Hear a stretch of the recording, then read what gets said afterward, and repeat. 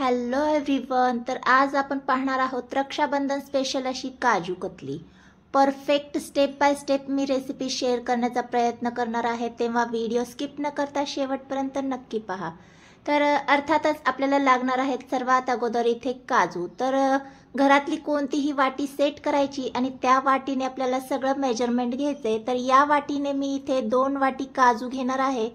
2 वाटीच्या प्रमाणात मी इथे काजू कतली कशी बनवायची ते दाखवणार आहे.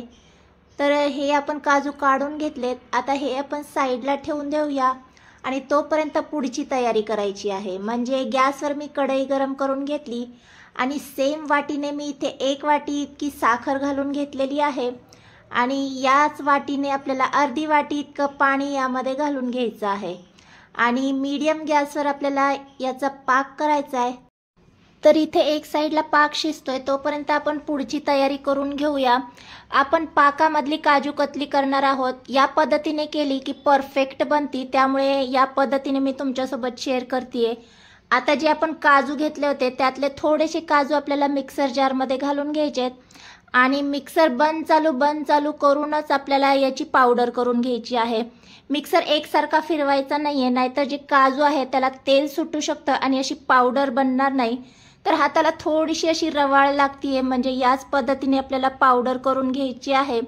आता ही मी बारीक बऱ्यापैकी केलेली आहे, त्यामुळे ही मी डायरेक्ट अशीच घेणार आहे.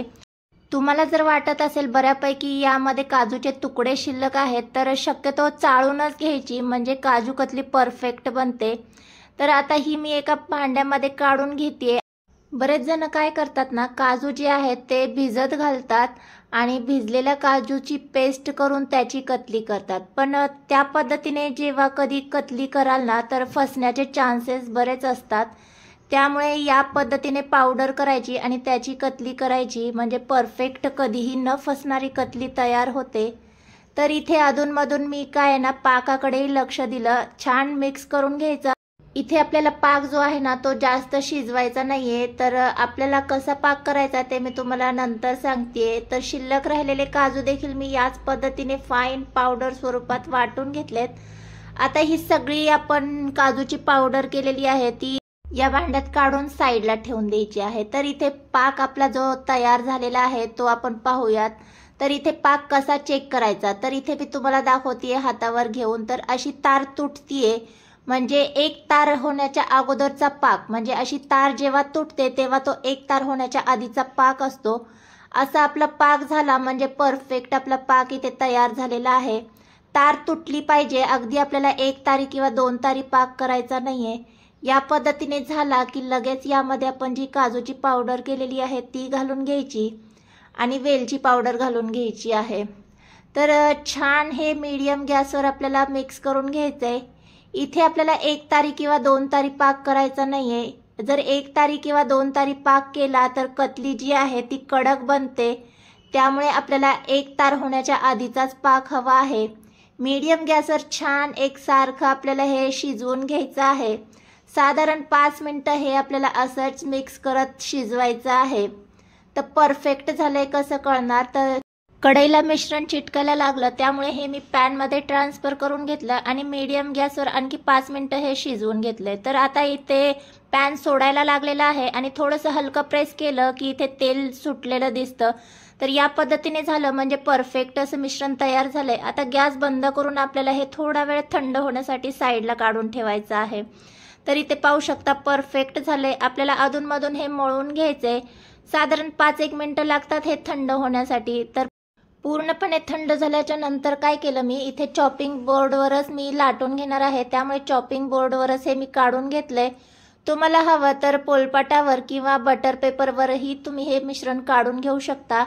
हलकसं स्पॅच्युलाच्या मदतीने मी हे मळून घेणार आहे, म्हणजे काय ना आपल्या ज्या कतल्या आहेत ना त्या छान होतात, त्याला क्रॅक्स वगैरे येणार नाहीत. तर हे छान मी मळून घेतले आणि स्पॅच्युलानेच थोडंसं हलकसं पसरवून घेणार आहे आणि नंतर काय करणार आहे, लाटण्याने हे मी लाटून घेणार आहे. तर हलकसं किती जाड आणि किती पातळ तुम्हाला कतली हवी आहे त्या पद्धतीने इथे आपल्याला लाटून घ्यायचंय. तर इथे पाहू शकता या पद्धतीने मी छान असं लाटून घेणार आहे. या पद्धतीने तुम्ही स्टेप बाय स्टेप रेसिपी जर फॉलो केली तर अजिबात तुमची कतली जी आहे ना ती फसणार नाही किंवा बिघडणार नाही. परफेक्ट बनते आणि झटपट देखील बनते। तर इथे मी जे काही मेजरमेंट दाखवलेलं आहे ना, त्यामध्ये साधारण अर्धा किलोची काजू कतली तरी आरामात बनून जाते। तर इथे सगळी मी कतली जी आहे ती लाटून घेतली आणि आता आपल्याला हे कट करून घ्यायचं आहे। तर कट करण्यासाठी मी काय केलं, एक स्केलचा वापर केलेला आहे। स्केलने कट केल्यामुळे काय होतं, एकसारख्या त्याच्या वड्या पडल्या जातात, म्हणजे आपल्याला परफेक्ट अशा डायमंड शेपमध्ये कट करता येतात। त्यामुळे इथे मी स्केलचा वापर केलेला आहे। तुम्हाला हव्या तशा तुम्ही इथे कट करून घेऊ शकता। तर साधारण या पद्धतीने कट केला ना तर एकसारख्या त्या कट होतात आणि दिसायलाही छान दिसतात। तर अशाच सगळ्या मी कतल्या इथे कट करून घेणार आहे। तर अगोदर मी इथे ना कट करून घेतलेले आहे आणि नंतर याला वर्क लावून घेणार आहे। बऱ्याच वेळा काय होतं ना, मी जेव्हा कधी वर्क लावून घेते आणि नंतर कतली कट करते ना, तर सिल्वर वर्क जो आहे ना तो निघतो। त्यामुळे यावेळेस मी काय केलं, अगोदर कट लावून घेतले आणि नंतर यावर मी सिल्वर वर्क लावून घेतलेला आहे। तर हा जो वर्क आहे ना तो स्वीट होममध्ये आरामात मिळून जातो, पण आजकाल आहे ना स्वीट होमवाले वर्क जो आहे तो देत नाही। तर हा वर्क जो आहे ना तो मी ऑनलाईन मागवलेला आहे। तुमच्या इथे जर स्वीट होमवाले देत असतील तर काहीच हरकत नाही आहे, पण जर तुम्हाला देखील काजू कतली करण्यासाठी वर्क हवा असेल ना, तर खाली मी लिंक जी आहे ती डिस्क्रिप्शनमध्ये दिलेली आहे, तिथून तुम्ही सिल्वर वर्क मागवू शकता। तसाही हा सिल्वर वर्क ऑप्शनल आहे, पण काजू कतलीला शोभा ती सिल्वर वर्कमुळेच येते। त्यामुळे आवर्जून लावायची, म्हणजे दिसायलाही छान दिसते आणि परफेक्ट अशी काजू कतली दिसते। माझ्या मागच्या व्हिडिओमध्ये तुम्ही पाहिलं असेल, सिल्वर वर्क जेव्हा मी स्वीट होममधून आणला होता ना, तेव्हा त्यांनी असे तुकडे तुकडे दिले होते, तर तो काही परफेक्ट असा छान दिसत नव्हता। तर यावेळेस मी लावण्याचा प्रयत्न केलेला आहे, जो मला कधीच जमत नाही, तरी देखील यावेळेस परफेक्ट असा वर्क लागलेला आहे। तर थोडा वेळ याला सेट करून घ्यायचे, म्हणजे साधारण अर्धा एक तासासाठी छान असं सेट करून घ्यायचे आणि याच्या ज्या कतल्या आहेत ना त्या आपल्याला सेपरेट करून घ्यायच्या आहेत। तर इथे पाहू शकता खूप सुंदर सेपरेट अशा वड्या इथे झालेल्या आहेत। साधी सिंपल आणि झटपट होणारी अशी आपली इथे काजू कतली तयार झालेली आहे। फक्त जेव्हा आपण सेपरेट करू ना तेव्हाच काळजी घ्यायची, नाहीतर त्याचे जर तुकडे झाले तर आपली सगळी मेहनत जी आहे ना ती वाया जाऊ शकते। त्यामुळे इथे सेपरेट करताना मी हळूवारपणे असे सेपरेट करून घेतलेले आहेत।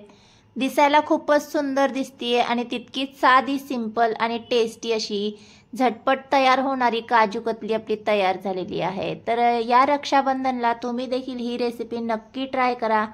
आणि आजचा व्हिडिओ तुम्हाला कसा वाटला, व्हिडिओ तुम्हाला आवडला असेल तर प्लीज व्हिडिओला लाईक करा आणि चॅनलवर नवीन आला असाल तर चॅनलला सबस्क्राईब केल्याशिवाय जाऊ नका। भेटूया नेक्स्ट व्हिडिओमध्ये, तोपर्यंत